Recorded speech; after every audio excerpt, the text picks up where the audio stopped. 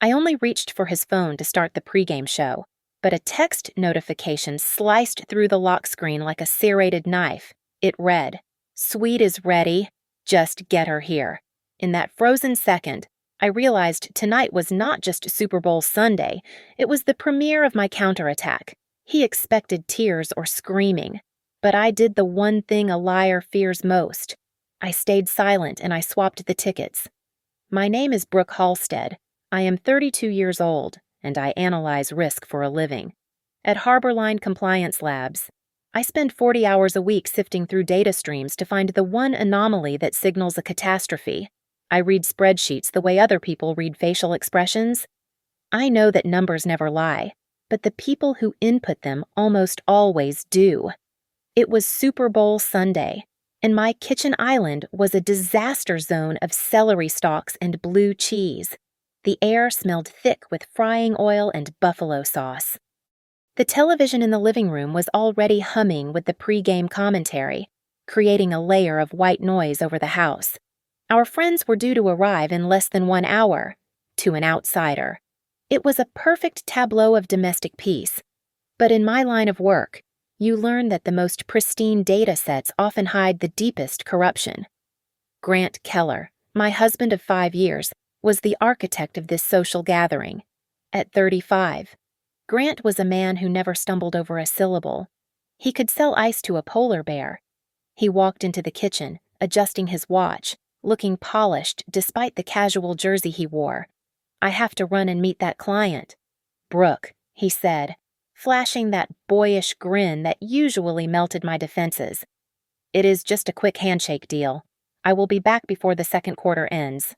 Promise." He had already bragged about the 2 VIP tickets he had scored for the game. Company bonus? He had told me earlier in the week. I had nodded, but a small red flag had gone up in the back of my mind. The confirmation email had landed in his personal Gmail account, not his corporate Outlook. Corporate perks never went to personal servers. I had filed that discrepancy away, dormant but not forgotten. My phone buzzed with a FaceTime request.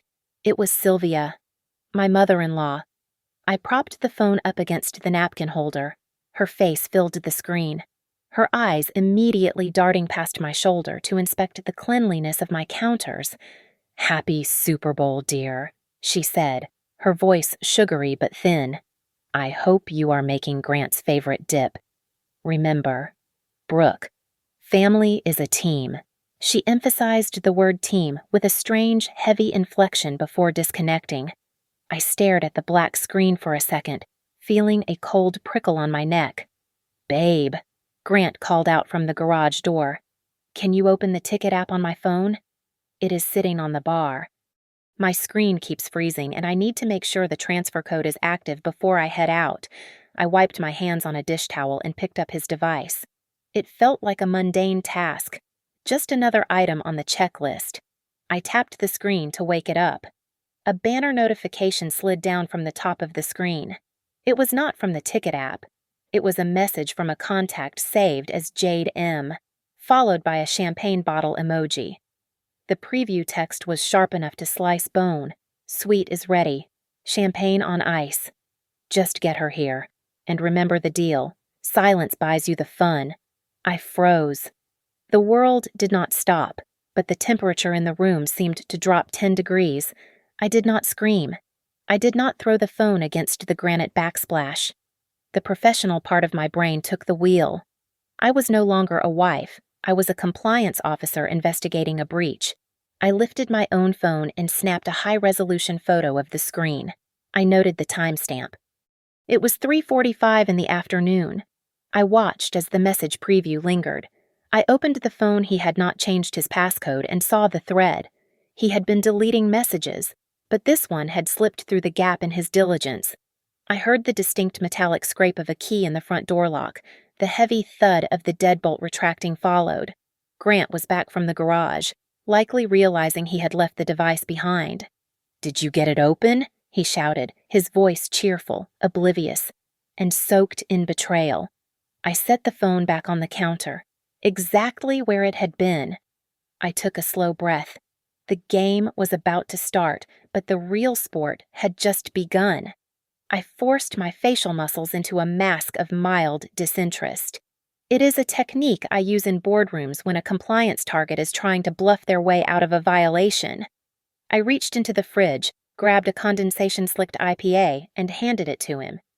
"Here," I said, keeping my voice level. "You will need this if you are running around before kickoff." "Who is the client again?" Grant cracked the tab, the sharp hiss filling the sudden silence between us. He took a long swallow before answering. "It is Distinguish. It is the guys from the venture firm. You know how they are. They want FaceTime before they sign the renewal. I have to play the game. I watched his pupils. They did not dilate. He was not nervous. He was practiced. He believed his own performance so thoroughly that he had likely convinced himself he was the victim of his own busy schedule. Do not be too late," I said, turning back to the sink to hide the cold calculation in my eyes. "The wings will get cold." "I would not miss it," he said, patting my lower back with a hand that felt like a branding iron. "I am going to jump in the shower real quick." As soon as the bathroom door clicked shut and the water pipes groaned, I wiped my wet hands and picked up his phone again. I did not have much time. I swiped up, bypassing the lock screen he had foolishly left open. I went straight back to the message thread with Jade M. The new messages were loading. Jade was efficient. Tickets transferred to the wallet. She wrote, "Use the private entrance on the east side. Do not let your wife see the seat numbers. They are dead center." She had attached a screenshot of the digital pass. I expanded the image, zooming in on the fine print. My breath hitched. The tickets were not a corporate bonus. Beneath the QR code, in small gray letters, was the account source Platinum Traveler member, B. Halstead. He had not just cheated on me. He had used my own loyalty points, accrued over 5 years of exhausting business travel, to fund his affair. I minimized the app and opened his email. I knew Grant. He was lazy with digital hygiene. I went to the trash folder first, then the archived Updates tab. There it was, a confirmation email from Elite Stadium Hospitality. I opened the invoice. The total came to $4,500. It included the suite upgrade, a bottle of Dom Perignon, and a pre-game raw bar. My eyes scanned down to the secondary guest field. I expected to see Jade's name, but instead, I saw S. Keller, Sylvia. My mother-in-law was not just covering for him. She was on the manifest. She had likely used her authorization as a secondary user on my account to approve the transaction. The nausea that rolled over me was sudden and violent, but I swallowed it down. The phone buzzed in my hand. A new bubble from Jade appeared. "Does she suspect anything? You seemed tense?" I watched the screen, waiting. I heard the shower running, but then I saw the 3 dancing dots indicating a reply was being typed. Grant was wearing his waterproof smartwatch. He was replying from the shower. The message from Grant appeared on the phone screen, mirrored from his watch. "Brooke trusts me. Brooke always trusts. She is busy making dip." I stared at the words. He mocked my trust while I prepared his food. Jade replied instantly with a location pin. It was not the stadium. It was the Onyx Lounge, a high-end bar 3 blocks from the arena. "Meet us here for a warm-up," she typed. "We can head in together once the game starts. Mom is already there." The picture was complete. They were going to leave me here, hosting a party for their friends in a messy kitchen, while the 3 of them, husband, mistress, and mother-in-law, enjoyed a 5-star evening funded by my frequent flyer miles. They thought I was the safe, boring logistical support for their exciting lives. I placed the phone back on the counter, exactly 3 inches from the edge, just as I had found it. I picked up a paper towel and dried my hands, finger by finger. The rage that had threatened to choke me minutes ago had crystallized into something hard and sharp. I was not going to confront him. I was not going to scream or demand answers. That was what a victim would do. Instead, I was going to rewrite the ending of their night. I looked at the clock. It was 4:10 in the afternoon. I had time. I walked out of the kitchen and headed toward my laptop. I carried my laptop into the quiet sanctuary of my home office and shut the door. I did not turn on the overhead lights. The glow of the screen was enough. I created a new encrypted folder on my desktop and named it Sunday. I began the data extraction process with the efficiency of a surgeon. I airdropped the screenshots of the text messages, the ticket QR codes, and the time-stamped photos of Grant's phone screen into the folder. I saved the email confirmation as a PDF. I logged the exact time Grant had unlocked his phone and the exact time he had deleted the previous messages. Then, I opened a new browser window and logged into our primary banking portal. I bypassed the summary screen and went straight to the pending transactions. My eyes scanned the list. There it was. A pending charge for $2,500 labeled hospitality deposit. But the red flag was not the amount. It was the source. The charge had not been made on our joint credit card. It had been processed on a supplementary card ending in 4199. I did not recognize the card number. I clicked on the card details. It had been issued exactly 72 hours ago. The cardholder name was listed as Sylvia Keller. I felt a cold knot tighten in my stomach. To issue a card in her name on my account, she needed authorization. I pulled up the digitized documents associated with the new card application. The bank had accepted a power of attorney document. I recognized the form immediately. It was a limited POA I had signed 2 years ago when I was hospitalized for a minor ankle surgery, just in case bills needed to be paid while I was under anesthesia. It should have been revoked, but it had remained on file, dormant. I zoomed in on the signature at the bottom of the new application. It looked like my signature. In fact, it looked too much like my signature. I opened Photoshop and overlaid the signature from the application with a scan of my standard electronic signature from 2023. They lined up perfectly. Every loop, every pressure point was identical. No human signs their name exactly the same way twice. This was a digital cut and paste job. Sylvia had forged my consent using my own digital history. I switched tabs to our shared cloud calendar. The audit log revealed that Grant had modified today's entry 3 times in the last 24 hours.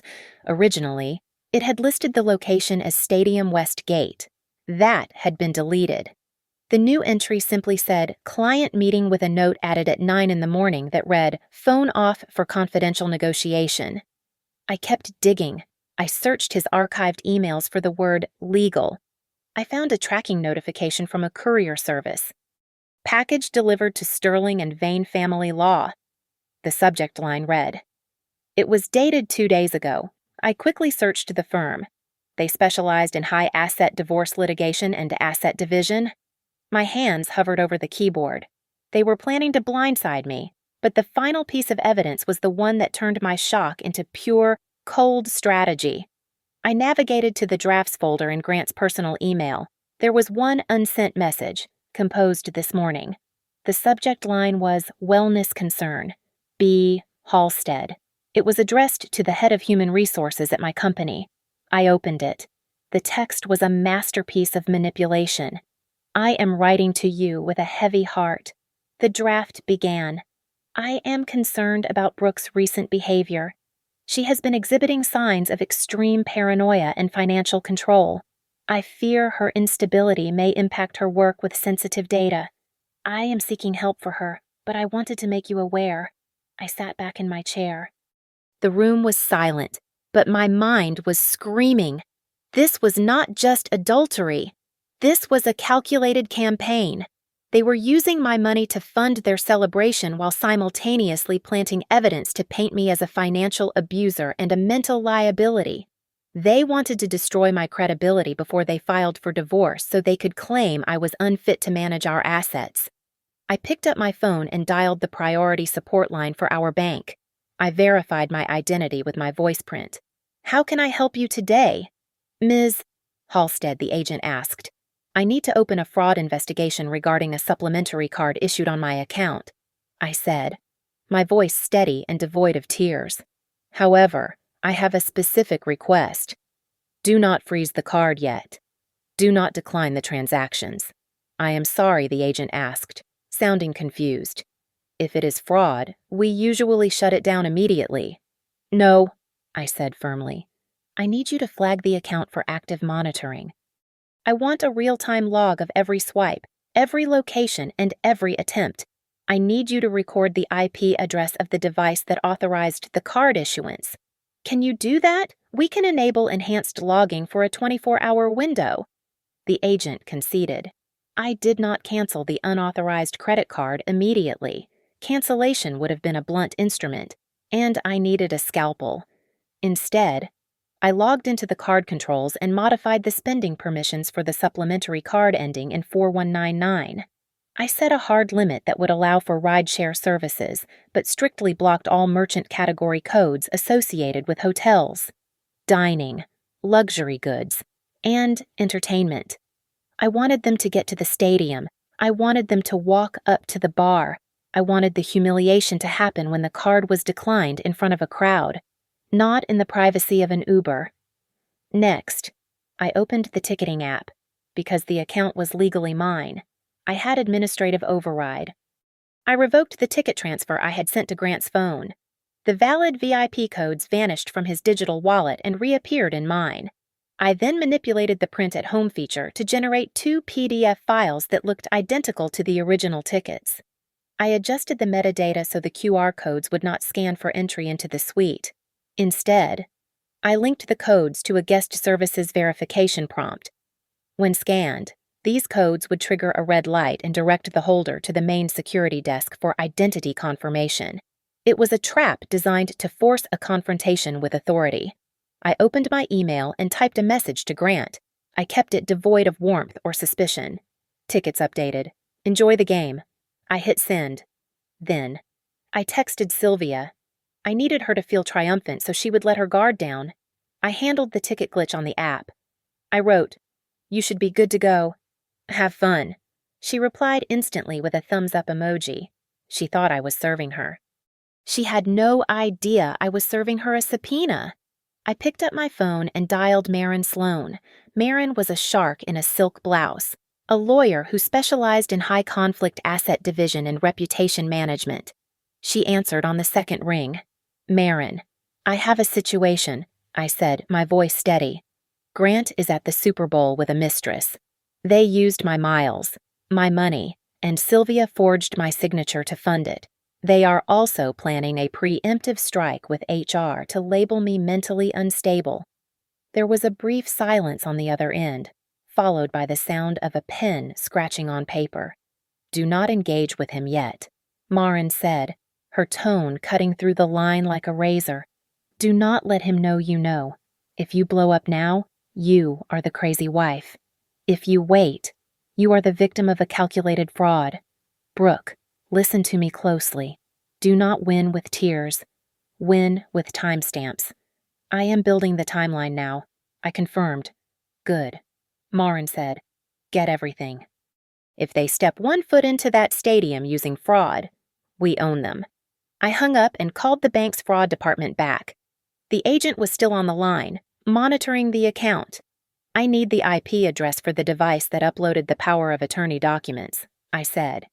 "And I need to know if the hospitality charge was a card-present transaction or online." It was online. The agent replied, "But Ms. Halstead, there is something else in the notes here. We received a phone call 3 hours ago requesting a credit limit increase on that card. The caller claimed to be you. I gripped the edge of the desk. I did not make that call." "We know," the agent said. The voice biometric analysis flagged it immediately. It was an older female voice. "She failed the security questions regarding your mother's maiden name and hung up when we asked for a secondary code. We have the recording on file. Sylvia. She had tried to impersonate me to expand her spending power for the night. She was not just an accomplice, she was an active participant in identity theft. Save that recording," I ordered. "Do not delete it." I looked at the clock on the wall. It was now 90 minutes until kickoff. The house was quiet. The food I had prepared sat cold on the counter. I walked to the closet and pulled out my trench coat. I did not pack a bag. I was not leaving to hide. I checked my reflection in the hallway mirror. I did not look like a woman who was about to lose her husband. I looked like a woman who was about to close a deal. I locked the front door behind me and walked to my car. I was not staying home to cry. I was going to the one place they never expected to see me.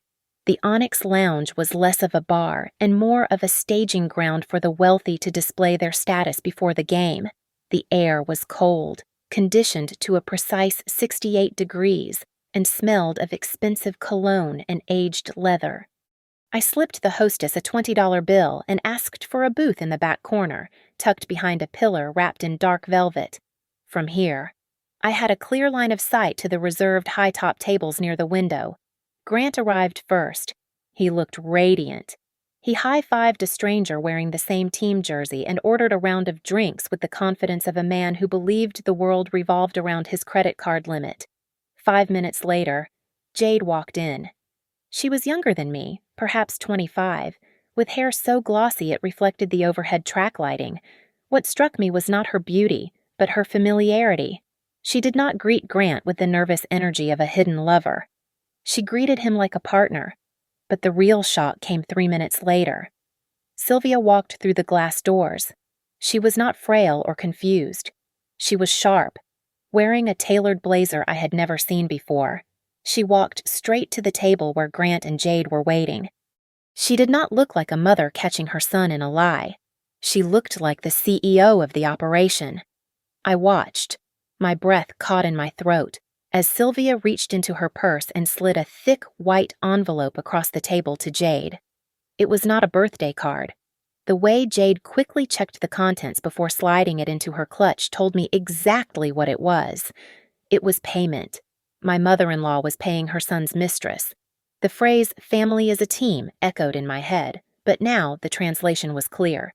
It was an attack squad, and I was the target.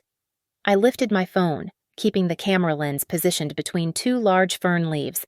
Marin had assured me that in a public venue like this, there was no expectation of privacy. I hit record. I zoomed in just as the music volume dipped, allowing the microphone to catch snippets of their conversation. "Did you send the email draft to his outbox?" Sylvia asked, her voice carrying a tone of command. Jade nodded, sipping her cocktail. "It is ready. Once we are in the suite, he just hit send. The timestamps will look like he was working late." Grant leaned down and kissed Jade. It was not a quick, stolen peck. It was deep, lingering, and performed right in front of his mother. It was a kiss of victory. Jade laughed, tossing her hair back. "Do not worry. Sylvia, after tonight, she will sign everything. She needs her reputation. She is terrified of looking crazy." The cruelty of it made my hand tremble, but I steadied it against the table edge. They were laughing about dismantling my sanity. My phone buzzed against the table surface. A notification from my work email lit up the screen. It was from the Vice President of Human Resources at Harborline. "Brooke, please contact us immediately regarding an urgent matter concerning your mental health and workplace safety. We have received a concerning report. The smear campaign had officially launched." They had likely timed an automated send, or Grant had triggered it remotely. Panic tried to seize my chest, but I forced it down. I was not going to run out there and make a scene. That is exactly what they wanted. They wanted the crazy wife screaming in a bar. I opened my email app. I drafted a reply to the VP and my direct supervisor. "I am currently attending the Super Bowl. I am surprised by this vague communication. I am fully perfectly sound and have documentation to refute any claims made against my character.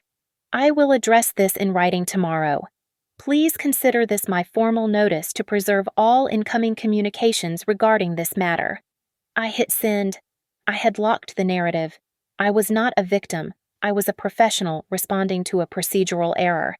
Across the room, Grant checked his watch. He stood up, beaming. He pulled his phone out and tapped the screen, likely opening the ticket app to show off the VIP passes. He had no idea the codes in his wallet were now useless duds that would trigger a security alert. "Let us go," Grant said, his voice carrying over the din. "The suite awaits." They walked out the double doors, a trio of conspirators stepping into the cool evening air. I waited exactly 30 seconds. Then, I stood up, buttoned my trench coat, and followed them. I kept my distance, just a shadow in the crowd, moving toward the stadium to watch the trap snap shut. Marin Sloan moved with the speed of a guillotine blade. By the time I reached the outer perimeter of the stadium, my phone vibrated with a copy of the legal notice she had just served to the Harborline Legal Department. It was a notice to preserve evidence and cease defamation, stating that any adverse employment action taken against me based on unsubstantiated medical claims would be met with a lawsuit for wrongful termination and character assassination. She had effectively frozen the smear campaign before it could gain traction. "I have locked down the narrative with HR." Marin texted, "Now. Give me the ammunition for the bank." As if on cue, a secure email arrived from the fraud investigation unit. The subject line was dry, but the contents were explosive. The forensic analysis confirmed that the supplementary credit card application had been uploaded from a device registered to an Apple ID belonging to Sylvia Keller. Furthermore, the digital signature on the application was a pixel-perfect match to a scan of my signature from a hospital waiver signed 2 years ago. It was not a fresh signature. It was a crude digital paste job. I stopped walking and leaned against a concrete pillar, shielding my screen from the glare of the stadium lights. I opened my notes app and finalized the timeline.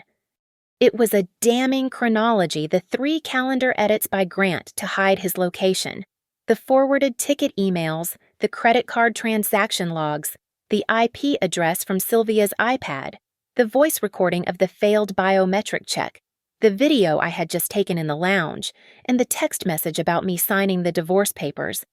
Then, a message popped up that I did not expect. It was from Jade. "Brooke, I swear I did not know you were being tricked like this." The text read, "I thought you and Grant had an open arrangement. Please do not ruin my career over this." I stared at the screen. It was a lie, of course. I had just heard her laughing about my reputation 10 minutes ago. But the text revealed a critical weakness. Jade was terrified. She realized that while Grant and Sylvia were playing a family game, she was the expendable outsider. She knew that if this turned into a criminal fraud case, she would be the first one thrown under the bus. I typed a reply, keeping my fingers steady. "If you want to save yourself, tell the truth in writing." I did not threaten her. I did not offer forgiveness. I simply offered her a lifeboat. 2 minutes passed. The 3 dots appeared and disappeared on the screen, signaling her hesitation. Then, an image file came through. It was a screenshot of a text thread between Jade and Sylvia from 3 days ago. "We need to make sure the trip looks like a separation celebration." Sylvia had written, "Use the tickets to create a paper trail that he was alone. We need to hit Brooke's job stability so she has no leverage in the settlement." "Understood," Jade had replied. "I will handle the optics." I felt a cold shiver that had nothing to do with the wind coming off the harbor. This was the smoking gun. It proved that the affair was merely a subplot. The main plot was a conspiracy to defraud me of my assets and my career. I forwarded the screenshot immediately to Marin and the fraud investigator. "Upgrade the file." I typed to the bank agent. "This is no longer a domestic dispute. This is organized wire fraud and identity theft involving 3 co-conspirators." Marin called me a moment later. "I have the evidence." "Do not stop them. Do not confront them in the parking lot. Let them walk up to that gate. We need them to commit the act of trying to use the stolen goods in public. Let them break their faces against the wall while the cameras are rolling." I took a deep breath. The massive stadium loomed ahead, a glowing coliseum of noise and light. It was no longer a place to watch a football game. It was a courtroom without walls, an interrogation room where the suspects would confess their guilt not with words, but by their reaction when the trap snapped shut. I adjusted my coat and stepped back into the stream of fans. I was 90 seconds behind them. The countdown was over. I positioned myself behind a pillar wrapped in teal vinyl, about 20 feet from the VIP entrance. The crowd was thick, a sea of jerseys and expensive coats, which made it easy to remain unseen. I watched Grant approach the turnstile. He walked with that specific stride of his shoulders back, chin up, the walk of a man who believes doors open simply because he is standing in front of them.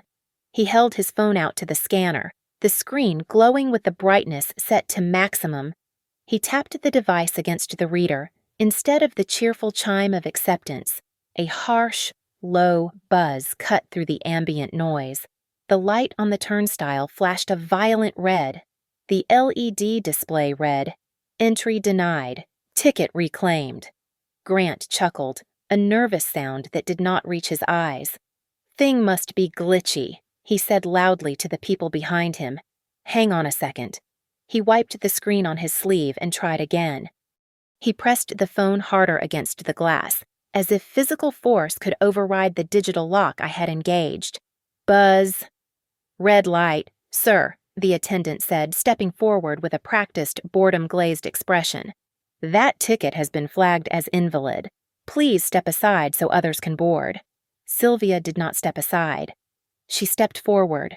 She pushed past Grant, her face flushed with an indignation that was entirely performative.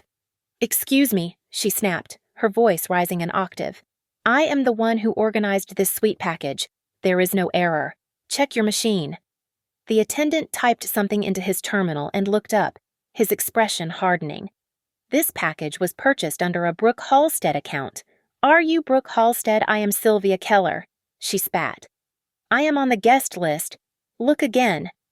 "The primary cardholder has flagged this transaction for review," the attendant said, his voice dropping to a volume that was meant to be discreet but carried perfectly to my hiding spot.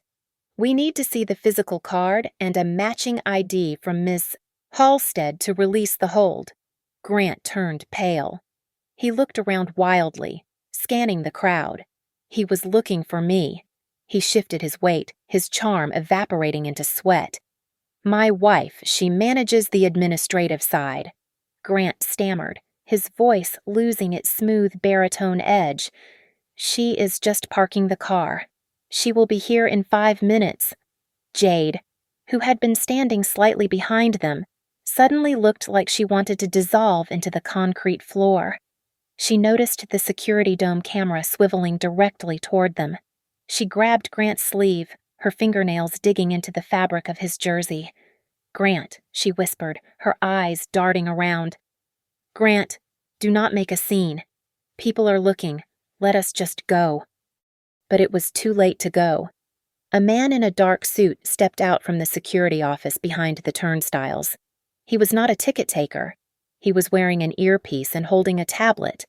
This was the internal investigator the bank had coordinated with venue security. "Mr. Keller, Miss Keller," the man asked. "We have a flag here regarding the unauthorized use of a hospitality package involving identity fraud." Sylvia's face went from angry to purple. She was losing control of the narrative, and for a woman like Sylvia, that was worse than death. She pointed a shaking finger at the investigator. "That is ridiculous," she shouted, forgetting entirely that she was in a public space. "It is not fraud. I have her permission. I have the papers. I have her signature everywhere. She signed it. She signed it years ago. I have the signature on file. It was the sentence that sealed her fate."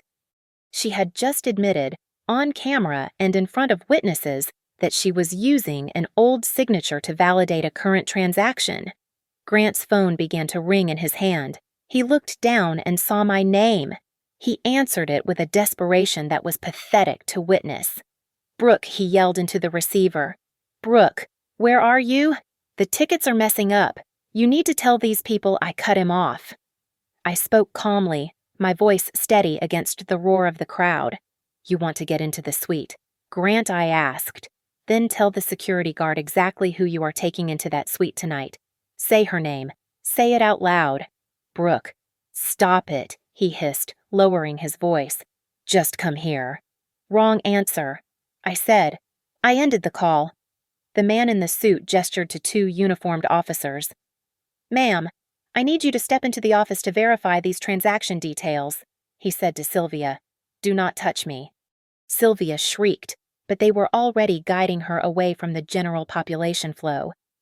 Sir, I need to see your ID as well, the investigator said to Grant, blocking his path. Jade stood alone. She looked at Grant, then at Sylvia being led away, and she took a step back. She was freezing, paralyzed by the sudden collapse of their meticulously planned evening. I waited until the gap in the crowd opened up. Then, I stepped out from behind the pillar. I walked slowly into the center of the chaotic scene. I wore my trench coat like armor. I did not smile. I just stood there, waiting for them to turn around and see the architect of their ruin. Grant looked up from his wallet. His eyes met mine. The color drained from his face so fast it looked like he might faint. He opened his mouth, but no sound came out. I stood 5 feet away, absolute in my silence, watching the realization crash over him like a tidal wave.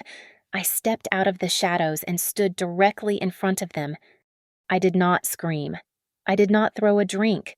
I simply stood there, an anchor of silence in a sea of chaos. Grant looked at me as if he were seeing a phantom. His face went slack, the color draining away until he looked like a wax figure melting under the stadium lights. He blinked rapidly, his brain struggling to reconcile the wife he thought was safely contained in a suburban kitchen with the woman standing before him in a trench coat. Brooke, he whispered, the name falling out of his mouth like a broken tooth. You are supposed to be at home. You are supposed to be hosting the party. I looked him dead in the eye. Tell me, Grant, who am I in this plan of yours, a wife or an alibi? He opened his mouth, but no words came out. He looked at the turnstile, then back at me, trapped in the vacuum of his own deceit. Sylvia recovered first. She stepped toward me, her face twisted into a mask of righteous indignation, trying to summon the authority she usually wielded over me. You are making a scene, she hissed, her voice trembling with rage. Look at you! You are humiliating Grant in front of everyone. You are doing this on purpose to shame us. Family is a team, Brooke, and right now you are failing the team. I am not embarrassing the family. Sylvia, I said, my voice cutting through the humid air like a scalpel. I am just returning the tickets to their rightful owner, me. I turned to the internal investigator from the bank who was watching the exchange with professional interest. I reached into my bag and pulled out a manila folder. Here is the supplemental evidence for the fraud file, I said, handing it to him. It contains the IP logs showing the unauthorized device used to upload the documents. It also contains the voice biometric report from the bank confirming that the person who tried to raise the credit limit was not me. I paused, letting my gaze drift to Jade, and it confirms that a third party was hired to facilitate this fraud. Jade flinched. She looked at the investigator, then at the security camera, and finally at Sylvia. The reality of her situation hit her. She was not a girlfriend on a luxury date. She was an accessory to a federal crime. Wait, Jade said, her voice rising in panic. She turned on Sylvia, her eyes wide. You told me this was legal. You said you had power of attorney. You promised to protect me if anything went wrong. The silence that followed was absolute. Jade had just confessed. She had just confirmed that she was not merely a lover, but a paid tool in Sylvia's scheme to dismantle my life. Grant lunged forward, grabbing my elbow. His grip was desperate, his palms sweating. Brooke, baby, please, he begged, trying to pull me toward a maintenance alcove. Let us just go somewhere private. We can talk about this. I can explain. It is not what it looks like. Just listen to me. I looked down at his hand on my arm, then up at his face. I did not pull away violently. I simply removed his hand with a slow, deliberate motion, as if I were brushing off a piece of lint. I am done listening to you, Grant. I said, if you have anything to say, you can submit it in writing to my attorney. Your attorney? He choked out. Before he could respond, a booming voice called out from the VIP line behind us. Grant, is that you? Grant froze. He turned slowly. Standing there, flanked by two other executives, was Marcus Sterling, the CEO of the investment firm Grant had been trying to impress for 3 years. The man held all the keys to Grant's career advancement. Mr. Sterling, Grant stammered, his voice cracking. We thought we would see you in the suite, Sterling said, his eyes flicking to the security guard blocking Grant's path, then to the red light on the turnstile, and finally to the investigator holding the fraud file. Is there a problem, son? No, Grant said too quickly. Just a misunderstanding with the tickets. It is not a misunderstanding, I said. Stepping forward, Grant has been denied entry due to an investigation into financial fraud. Have a wonderful evening, Mr. Sterling. Sterling's expression went cold. He looked at Grant with a mixture of pity and disgust, the way one looks at a stained rug. Right. Well, good luck with that. He walked past them, scanning his own ticket and disappearing into the stadium. Grant stood there, watching his professional reputation vanish through the turnstile. He turned back to me, his eyes red and wild. You did this, he snarled, the charm finally gone, replaced by pure venom. You locked me out. No. Grant, I said, my voice devoid of any anger, leaving only a hollow truth. You are not locked out by me. You are locked out by your own lie. His phone pinged. It was a loud, jarring notification sound. He looked down at the screen. I knew what it was. I had timed it perfectly. Your joint checking account has been temporarily suspended pending a review of suspicious activity. He read, his voice barely a whisper. He looked up at me. For the first time in our marriage, he did not see his wife. He did not see his safety net. He did not see the woman who fixed his mistakes and managed his life. He saw a stranger who had just cut the rope. Enjoy the parking lot, I said. I turned my back on them and walked away. I did not look back to see them standing in the cold, 3 people with nothing left but each other in the ruin they had built. The sun rose on Monday with the gray, clinical light of a judgment day. At 9 o'clock in the morning, I sat in the conference room at Harborline Compliance Labs. Across from me sat the Vice President of Human Resources and the company's internal legal counsel. On the large monitor mounted to the wall, Maren Sloan appeared via secure video link, her background a wall of intimidating legal texts. Before we begin, Maren said, her voice amplified and crisp, I want to clarify that any accusation regarding my client's mental state must be backed by a licensed medical professional, not an email from an estranged spouse. The VP cleared her throat, looking uncomfortable. We just want to ensure Brooke is well. The email we received was concerning. I slid a binder across the table. I did not tell them about my broken heart. I did not tell them about the humiliation in the stadium parking lot. I gave them data. This is a timeline of events from the last 48 hours, I said, my voice steady. It documents a coordinate identity theft campaign. The email sent to you was drafted by my husband but timed to coincide with a fraudulent transaction he and his mother were attempting to execute using my financial credentials. I flipped to the page showing the IP logs and the screenshot of Sylvia's text regarding the smear campaign. The corporate attorney leaned in. Wait. This external party, his mother, she specifically targeted her employment. Yes, I said. To devalue my leverage in a divorce settlement. The atmosphere in the room shifted instantly. I was no longer a liability. I was an employee under attack by external bad actors. The VP closed the file. We are activating our anti-harassment protocols. No external emails regarding your status will be entertained without legal review. You are safe here. Brooke. While I won the battle at work, Grant tried to win the war in court. By noon, Maren received a notification that Grant had filed an emergency motion for temporary spousal support, claiming I was financially controlling him and had left him destitute. It was a bold move, but he had forgotten about the bank. The judge has already seen the fraud report. Marin told me over the phone. The bank flagged his spending as dissipation of marital funds.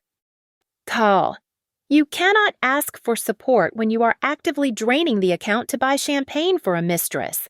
Marin countered immediately with an ex parte order. She requested a freeze on the remaining joint assets to prevent further theft and, more importantly, an order for exclusive occupancy of my apartment. Since I had purchased the property 3 years before the marriage, it was separate property. By 3 in the afternoon, the sheriff served Grant the notice. He had to vacate the premises by sundown, but the real blow came from an unexpected direction. Jade, realizing that she was facing potential criminal charges for wire fraud, Jade did exactly what I told her to do. She saved herself. Her lawyer sent over a notarized affidavit. I read the document in my car, my hands shaking slightly.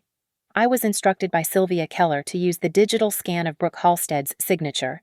The affidavit read, she assured me she had legal authority. In exchange for my cooperation in the separation narrative, Ms. Keller promised me a retainer contract for her PR firm. Sylvia had tried to buy a mistress to destroy a wife. Sylvia, however, was not going down quietly. She attempted a social pivot. I received a forwarded invitation from a sympathetic colleague. Sylvia was hosting a charity brunch on Wednesday, and the guest list included 2 of my firm's biggest partners. She intended to paint me as the unstable, vindictive daughter-in-law over mimosas. Marin did not hesitate. She drafted cease and desist letters to the event organizers and the venue, attaching the fraud investigation summary.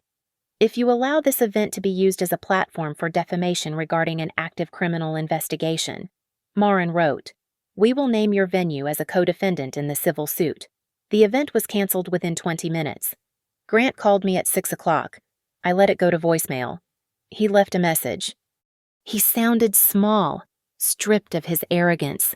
Jade blocked me, he said, his voice cracking. She sent me a copy of her statement. Brooke, my mother, promised she would fix this. She said she was protecting the family. He finally realized the truth. He was not the prize. He was just a pawn. Sylvia moved around the board to maintain control. I met Marin at her office to sign the final petition for the hearing. The sun was setting, casting long shadows across the city. We have them cornered, I said, looking at the stack of evidence. They have nowhere to go. Marin capped her pen and looked at me. We have the evidence, Brooke. But in cases like this, facts are cold. We need the emotional kill shot. The judge needs to see who they really are. How do we do that? I asked. The knot only opens when someone confesses on record, Marin said, a small, dangerous smile playing on her lips. And I know exactly which loose thread to pull to make the whole tapestry unravel. The courtroom was cold and smelled faintly of floor wax and stale coffee. Sylvia had dressed for the occasion in a soft pastel cardigan, hunching her shoulders to appear frail and confused. The perfect picture of a grandmother wrongly accused. Grant sat beside her, wearing a suit that was slightly too large, playing the role of the downtrodden husband crushed by a controlling wife. Your Honor, Grant's lawyer began, his voice dripping with rehearsed sympathy. My client is a victim of financial coercion. Ms. Halstead controls every cent, forcing her husband to beg for basic allowances. This misunderstanding about the tickets is just a symptom of her tight leash. I sat still. I did not roll my eyes. I waited for Marin Sloan to stand up. We would like to call Mr. David Thorne, the senior fraud investigator for First National Bank. Marin said, Mr. Thorne took the stand. He was a man of facts, not feelings. He opened his laptop and connected it to the court display. We tracked the upload of the power of attorney document. Thorne stated, pointing to a graph on the screen. It was uploaded from an iPad registered to an Apple ID belonging to Sylvia Keller. Furthermore, the signature on the document is a digital forgery. It is a pixel-for-pixel match of a signature Ms. Halstead provided for a hospital waiver 2 years ago. It was cut and pasted. The judge leaned forward, his eyes narrowing. Ms. Halstead, the judge asked, looking directly at me. Did you ever give verbal permission for these transactions? I stood up. No, Your Honor. I did not authorize anyone to create a credit card, purchase a suite, or use my identity. I was told they were meeting clients. Marin nodded and turned back to the court. We have one more piece of evidence regarding the intent to deceive. Please play Exhibit C. A recording filled the silent courtroom. It was Grant's voice, clear and undeniable. Yes, this is Grant Keller. I need an emergency limit increase on the card ending in 4199. My wife is currently in the hospital and unable to speak, but we need to pay the medical deposit. Grant closed his eyes. He knew he was caught. He had used a lie about my health to steal my money. Then, Jade took the stand. She did not look at Grant. She read from a printout of her chat logs with Sylvia. Sylvia told me the plan was to use the Super Bowl trip to create a timeline for separation, Jade testified, her voice shaking. She said we needed to attack Brooks' standing with HR so she would be too afraid to fight for the assets. She called it Operation Blindside. The courtroom went deadly silent. The poor grandmother act was dissolving. Sylvia's face turned a mottled red. She stood up, her hands gripping the table so hard her knuckles turned white. "It is not stealing," she shouted, her voice cracking with entitlement. "Her money is the family's money. We are a team. She married my son, so she has to bear the cost. I have the right to manage what belongs to this family. Sit down, Ms. Keller," the bailiff barked. The judge stared at Sylvia with a look of absolute disdain. He did not need to hear any more. The court rejects the respondent's argument in its entirety. The judge ruled, slamming his gavel, "Ms. Keller, you admitted on record to misappropriating funds based on a familial entitlement that does not exist in law. I am issuing an immediate protective order. You are to have no contact with the plaintiff." He turned to Grant. "Mr. Keller, you are ordered to vacate the marital residence by 5 o'clock this evening. You are also ordered to repay all unauthorized charges and the plaintiff's legal fees." The judge paused, looking over his glasses at the fraud investigator. "Furthermore, I am referring the evidence regarding identity theft and wire fraud to the district attorney's office. This is no longer just a civil matter." Sylvia gasped, her hand flying to her mouth. She realized too late that her social standing meant nothing here. She was not a matriarch, she was a suspect. As the bailiff ushered them out, Grant stopped near my table. He looked exhausted, stripped of his charm and his mother's protection. "Brooke," he started, his voice hollow. "I am sorry. I did not think it would go this far." I looked at him, feeling a strange sense of lightness. The anger was gone, replaced by clarity. "You did not lose Super Bowl tickets. Grant," I said softly, "you lost the right to use my life as a ticket." I picked up my bag and walked out of the courtroom. I turned off my phone. For the first time in 5 years, the silence around me did not feel empty. It felt like freedom. Thank you so much for listening to my story. Please let me know in the comments where you are tuning in from. I would love to hear your thoughts and connect with you. Don't forget to subscribe to the Lily Revenge Stories channel, like this video, and hit the hype button so this story can reach even more people.